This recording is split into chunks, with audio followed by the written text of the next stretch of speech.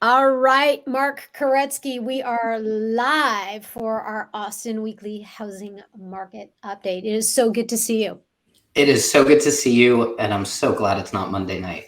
I know. So, hey, for those of you who have tuned in before, just know that our energy is way up. We are here. It is now not even noon, whereas Mark and I usually do these on a Monday night. So, we are both fired up. We've been talking numbers for the last 30 minutes about what's going on globally, and Really should have just recorded that, huh?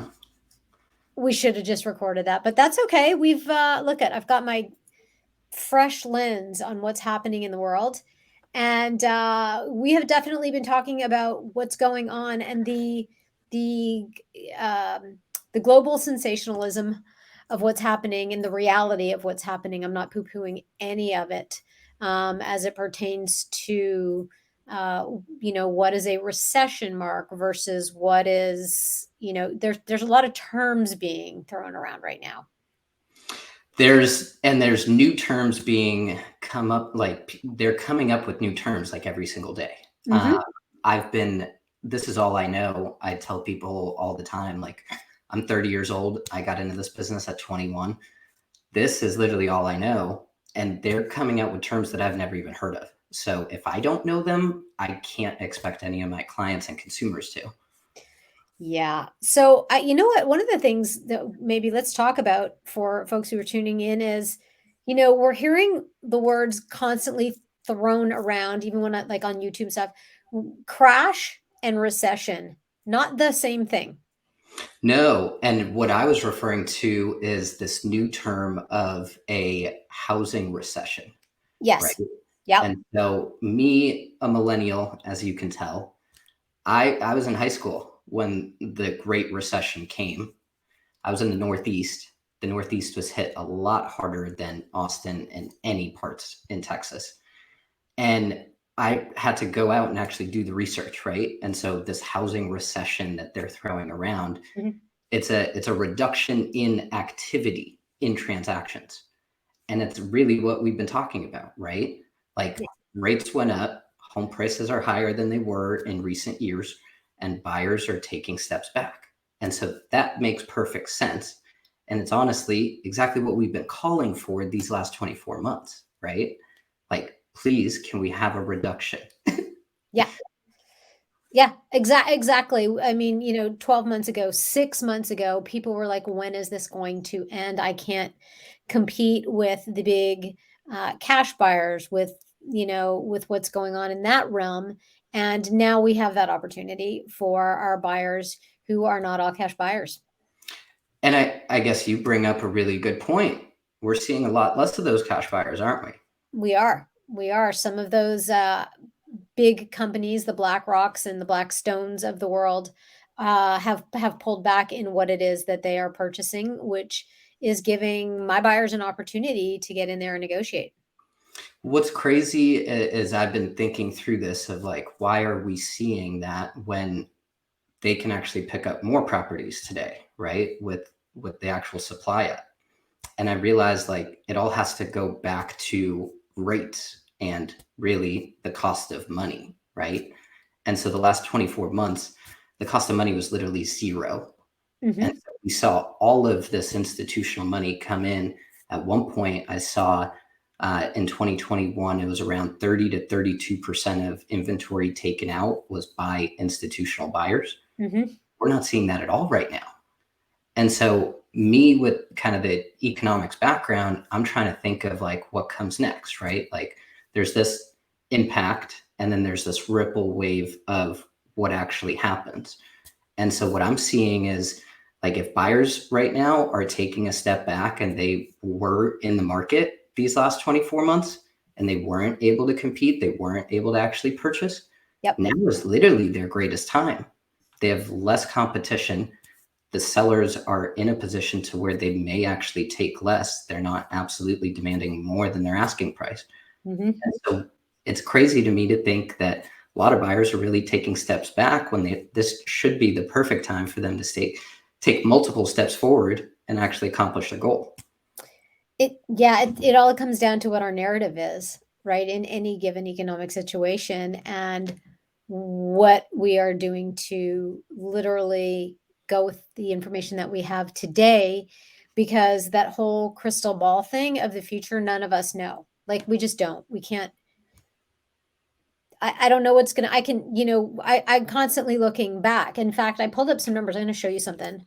Yeah. Let me share this page with you. Let's see if I can pull this up. I am going to share. Oh, I can do it as extra camera. That's a new feature. Maybe let's do it as a slide. Nope. Can't do it. All right. Well, let's do it as extra camera. Nope. It won't let me do that either. All right. I wanted to share something with you, but it's not going to let me. But basically what I've been looking at, Mark, is when I'm rolling through the numbers and looking at the charts and looking at 2020, 2021, and 2022 and where we are in sales, say, versus the last year, through September of this year versus through the previous years, and where the sales are. I'm gonna have to do my Clark Kent. And when I pull it up and I look at where we are in certain price points, Austin overall is up over previous years in the $1 million plus range, because we know, as you've said, our pricing for homes, our values, as well as our prices have gone up in Austin. And when we look at the 900 to a million, we are up. When we look at 800 to 900, we're pretty close. Same thing. Like, this goes on. And where we see our first dip is in our home prices, sort of between the 500 and the 600 range. And then over that, because we're not done the whole year, right? So we can't totally fulfill. But I pulled some numbers before we got on camera today, and here's some interesting statistics right now for Austin homes for sale. When we look at the total number of homes, which just in this given moment while you and I are talking is 9,732 homes are for sale. Of that, when we look at that, 6,093 of them are between the 350 and 750 range. So that's up on the affordability scale. That's pretty darn good for a city of our size, wouldn't you say? It absolutely is. Yeah. I mean, I don't know the statistics up here in DFW because I don't have access to the MLS, but that is the affordable price points that a lot of my home buyers are after right now. Yeah, and that's the Austin MSA, the greater area. If I look at homes just between, going back to that like 500 and $1 million range, which is where most of my clients are, then 4,395 of them, of all of the homes that we have for sale. So 45% of all homes for sale fall within 500 and $1 million. So from an affordability standpoint, when we look at that and where people are coming from and what that looks like, then I'm considering what that means for the first time home sellers. That's exactly where my head's at right now. And Yeah. that's in a way part of, I mean, obviously I don't know with 100% certainty, but if it's the 500 to 600 that are the first ones seeing that first dip, that is because of those first time home sellers not selling. Mm-hmm. Yeah. And so those first time home sellers, they probably bought 2018 through 2021, right? Mm-hmm. Yep. So even if they bought before the pandy came, as you love to refer to it, Yep. then they refinanced during the pandy. And so they've got literally some of the lowest rates and the lowest payments that they will ever have.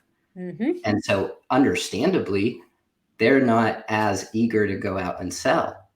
At the same time, I know a lot of pandy babies are getting up there in age now, and they're becoming rascals, and they're going to need to sell whether they want to or not, just to get the extra space, right? Yeah. And the good news is that cohort, if you will, is also sitting on the biggest increase of value and therefore equity that we have seen, in both our lifetimes. And I'm not announcing my age here, but let's just say I've got a few years on you. And it is incredible for the people who bought, 3 years ago, what they've been able to do with their money just by waking up every morning. I know, right? Yeah. It's one thing to have like mailbox money, but it's another to just like continue to just receive it passively Yeah. while living in it. Yeah, literally waking up and like knowing that there has been money made. Now you may not be earning at that continued rate. In fact, we had a comment on the YouTube channel from a gentleman who has some questions, and I'm going to turn you on to him directly, who has been asking because he has concerns that he bought in May.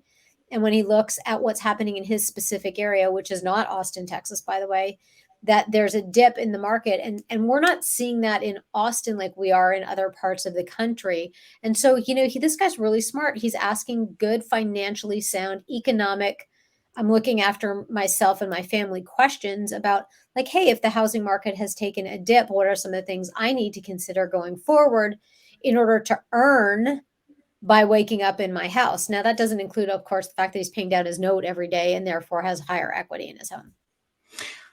I think you should definitely connect us. There's so Well, much in there, but well, here's the thing: like when you're buying a home, when you're not buying an investment property, when you're buying a property for you to live in, the only thing you need to do is be happy with that neighborhood and that home and have it fulfill your needs. Because you don't want to sell when the market is soft and when it's down. right. That's not what you want to do with any investment, right? And so the main thing I would say to the gentleman is the same thing I would say to myself. We won because we got the home. And as long as you're happy and the family is good and satisfied, then you literally should just stop watching the housing market and go live your life. Because home prices overall, as long as you're buying this as a long-term investment and not a speculative investment, you can't go wrong.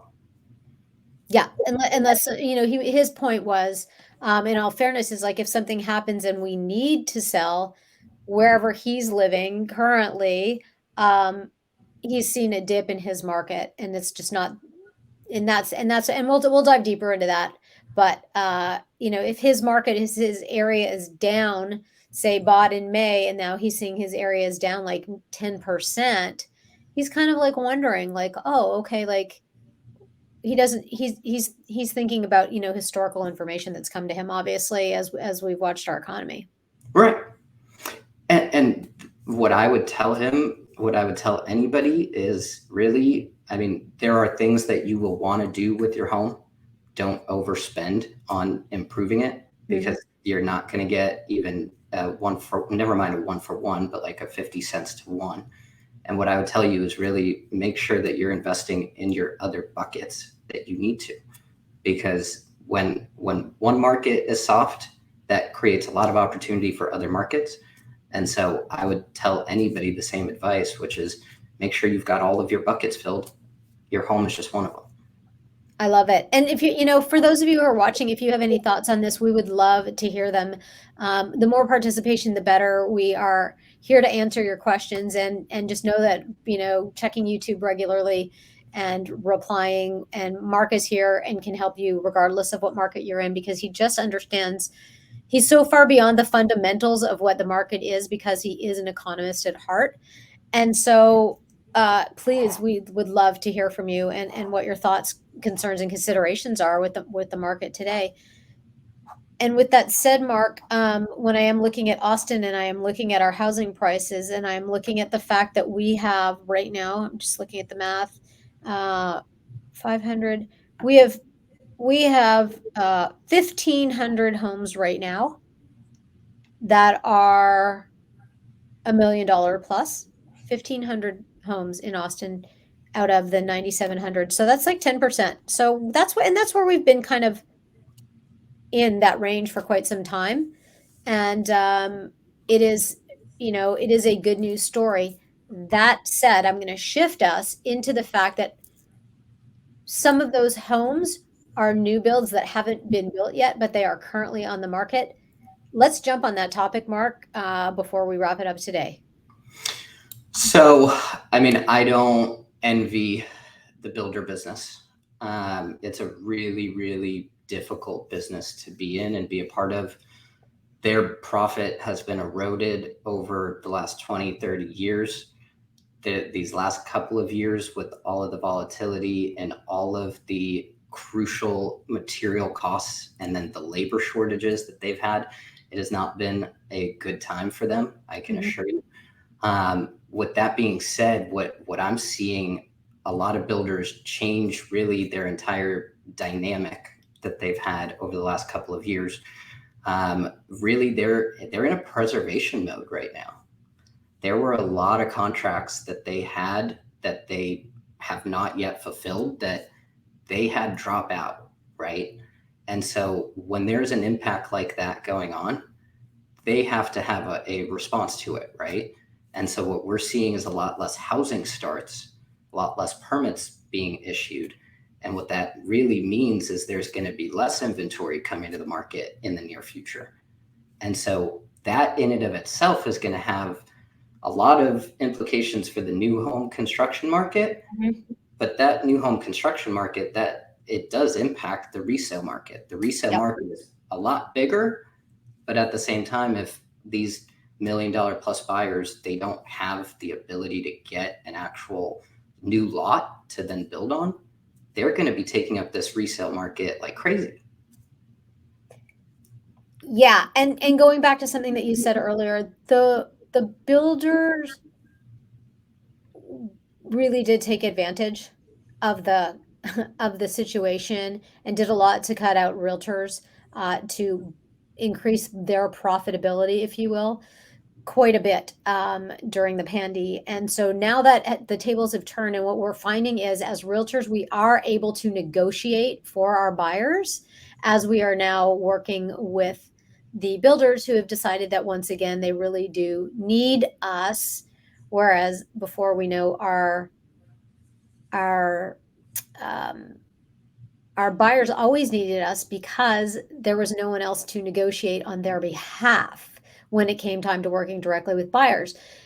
And what the builders did was they actually created these lists, and those lists weren't necessarily reality because people were on multiple lists, right? So I had buyers on multiple lists considering, where they were going to buy in certain cities. Like Leander is obviously blowing up. There, Georgetown, all these places that are just exploding with the school districts and the, financial ability to purchase.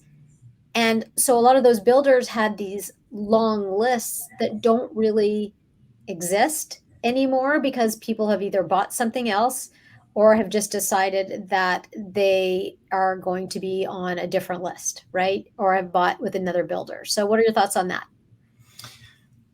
There's a lot of thoughts. How the tables have turned is the first thought. Absolutely. During the pandemic, I mean, some of what was going on between builder and realtor, like it got pretty ugly. And so I'm glad to see it. I rely, and my clients rely on the professionalism of a realtor. I cannot ensure my client's success without a really good realtor at the helm. When a buyer is buying new construction, there are exponentially more moving parts and pieces. That contract is 100% different than what it is when it's just a resale 1 to 4. Mm-hmm. And in the new construction market is where I think you, above anything else, absolutely need a realtor that's there, that's representing your best interests, as opposed to really just working with a sales rep, because that sales rep is incentivized to sell you, right? And tell you what you want to hear. Us, the professionals and the fiduciaries, we're here to really ensure that we're telling our clients what they need to know and need to hear, not what kind of moves them on to the next sale quicker. Yeah, you said a mouthful, my friend. You said a mouthful. It is so true that during the hardest time to buy, and now into this shift in this new wave, right, that we're going through of where the value is. And it's up to us as realtors to truly be able to explain that to our clients. The most important thing that they need to know is exactly what you said, which is the sales rep at the builder office works for the builder. They always have, they always will. Just like when they turn you on to their lender, they're incentivized to do so, and they make it look like there's a lot to be had. Whereas you know, again, they're getting a piece of that pie versus going out to someone such as yourself who will really look at how to break down the most value for a buyer's budget. You said it, sister. I got nothing to add there. Yeah, yeah. So, right now, what I would say is that Austin is continuing to have more homes on the market. We're still at about 22 days on average for the time to sell. The new stats are going to be coming out in about a week or so. So we'll be looking at the August numbers. And the one thing we didn't hit on today that maybe I'd like to hit on before we go is the fact that when I look at the stats, and I look at the iBuyer segment, which we've talked about in, you know, for months now, is when I look specifically at, I'm going to name them because that's what I was looking up, Open Door. Homes for sale in Austin are on average taking about 22 days to be sold.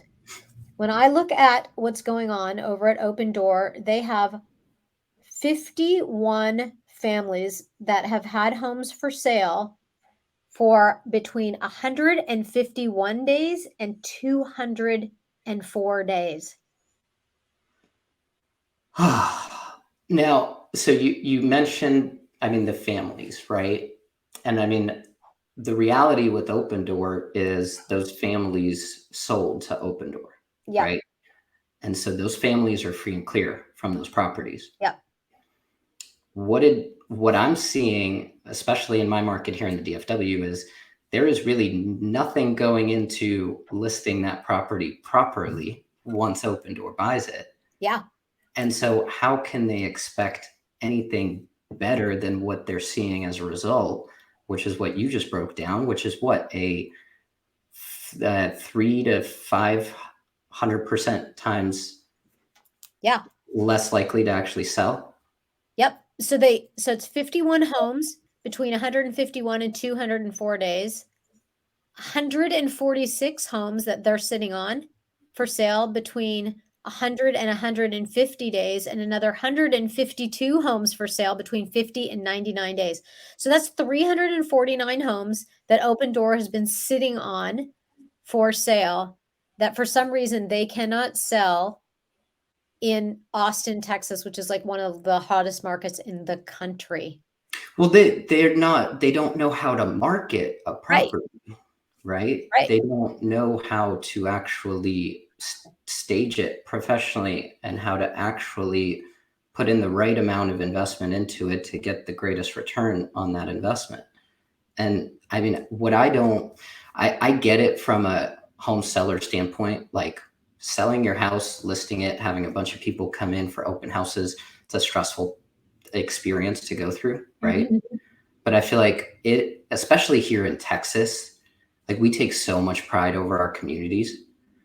I feel like I've seen more sellers put their foot down and say, we're not going to sell to these guys. Mhm. We're going to see what sort of local young couple or just like a move up buyer, what are they able and willing to do? Because we want to keep our communities and the dollars in these communities local.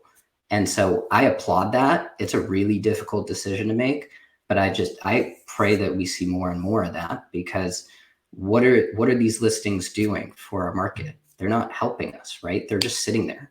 Buyers aren't even really looking at them. And when they are putting in offers that are really at that market value for that property, Open Door is saying, well, no, we're too far apart. That's what I've heard from agent time and time again. Too far apart. This is your market value based off of a professional agent coming up with a comparative market analysis, and they're not taking it, right? And so I want to see more sellers going really to the market and to sell to their neighbors as opposed to selling to these big box tech giants that we've got out there. I love what you just said. There is so much pride here as well, in that what we are seeing is that I think you're right. We're seeing a rally of how do we ensure that everyone wins and taking it to the next level. And so I'll be fascinated to see how long these companies hold on, because I can tell you from a negotiation standpoint, like you said, like you can't negotiate with these folks, and their houses are priced at values that were, 6 months ago. I mean, how long they want to sit on them, that's up to them, but that, and that's their cash in their wallet. I can just tell you that when it comes time to working with my buyers, and when we see that and I show them the days on market, and I ask them why they think those homes are still for sale and if they want to pursue it, they're like, it's a hard no.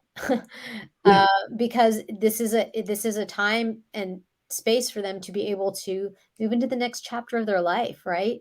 And if they don't have someone who is really selling the home versus having a for sale sign on it, then they're not interested. So The experience of a buyer coming in to view a property, like there is so much that goes into it. oh my gosh. And it is so easy for the littlest thing to be the biggest turnoff. And so it's insane how people overlook that reality when if they've bought before, they've been in a ugly, smelly house. They've been in a house where it's like, I can't picture myself here, even though in reality it's a great house in a great neighborhood, right? Yeah. Yep. Yeah, and I can tell you that from the standpoint of when I am marketing, when I'm listing and marketing a home, the amount of prep time that goes into it ahead, the knowledge for me as a realtor for not only the area but their street and their home and what those selling features are, and then how that gets presented to the marketplace. And let's face it, like we know through National Association of Realtors that like 97 or 98% of all home searches start on the web. Do you think it's not going to be helpful to get really great pictures, but also for me to know if if a house smells like cat pee? Like you've got to know, you've got to have boots on the ground, and it is all the difference in the world for marketing and selling a house versus having a for sale sign on it. There's no comparison. You said it right. I mean, there's so much psychology and just like Yeah, interpersonal skills that goes into this business, and yeah, I think we're all going to be better as a result of our need to go back to really relying on the basics, yep, doing our job, and not yep, just throwing up stuff and seeing what people are going to bid on it. And so I think overall it's a good thing.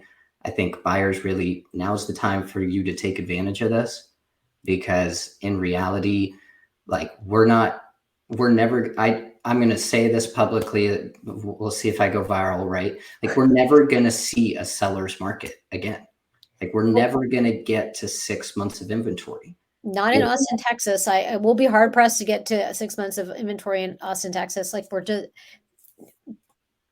It's just we have too much demand. Like it's not just we had way too much demand and it was really like future demand brought in over these last couple of years.